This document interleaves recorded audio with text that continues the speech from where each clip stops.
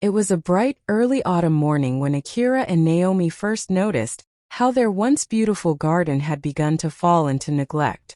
Their cozy, newly purchased home sat on the outskirts of a small town, a place where they had hoped to start their lives together. For the past few months, they had been blissfully wrapped up in the excitement of being newlyweds, moving in furniture, arranging their home, and settling into routines. But the garden, once the pride of the house's previous owner, had been overlooked, its once pristine rows of flowers now tangled with weeds, and the lawn was overgrown. The couple, both in their late 20s, had busy careers. Akira was a software engineer who often worked late into the night, while Naomi managed a small boutique in town.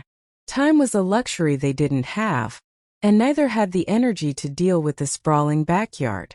After several weeks of discussion, they decided to hire someone to help.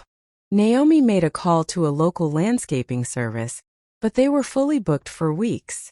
It wasn't until one afternoon, while Akira was scrolling through an online ad forum, that he found a post that seemed perfect. The ad was simple. Gardening services offered. No task too big. Call Ichiro. A phone number followed. Something about the simplicity of the message caught Akira's attention. He showed it to Naomi, who shrugged and said, "It's worth a try." They dialed the number, and after 2 rings, a deep, gravelly voice answered. "Yes. Hello. I'm calling about the gardening services?" Akira said, trying to mask his uncertainty. The voice on the other end was calm but had a certain weight to it. "I can be there tomorrow morning," the man responded. "Around 9 a.m. Akira agreed, gave him their address, and hung up. There was something unsettling about the exchange, but he brushed it off, chalking it up to the impersonal nature of phone calls. The arrival of the gardener. The next morning, just as the clock struck 9, a knock echoed through the house.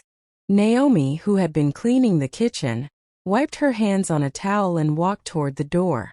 Akira joined her, curious to see what kind of man would arrive for the job.